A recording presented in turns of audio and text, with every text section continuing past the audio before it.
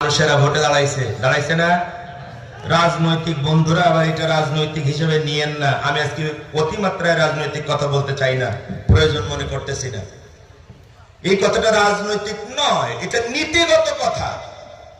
বাংলাদেশে 15 বছর এই মানুষগুলোর খুঁজে পাওয়া যায় নাই, অথচ আজকে যখন নমিনেশন পেপার সাবমিট করেছে তখন দেখা গেল একজনের 1700 কোটি টাকা ঋণ খেলাপি, মানে ব্যাংকের থেকে ঋণ ছিল 1700 কোটি টাকা, শোধ করিনি মোটো। কয় কোটি টাকা গুণী শেষ করতে পারবেন? আপনারা যদি এখন 1 কোটি টাকা দেয়া হয়, এক সপ্তাহ পরে হিসাব মিলাই বলতে পারবেন কে টাকার হাত তোলেন?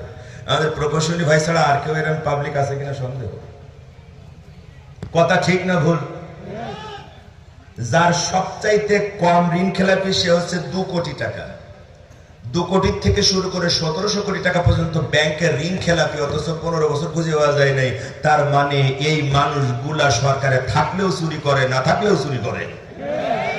আর এই সোলার ফাইটারগুলোকে নমিনেশন বৈধতা দিয়ে নির্বাচন কমিশন জাতির সাথে একটা গাদ্দারি করেছে। আল্লাহ যদি সুযোগ দেয়, নির্বাচন কমিশনে যারা এই দুঃসাহস দেখিয়েছো, জাতির সাথে যারা গাদ্দারি করেছো, অবশ্যই তার হিসাব দেওয়া লাগবে।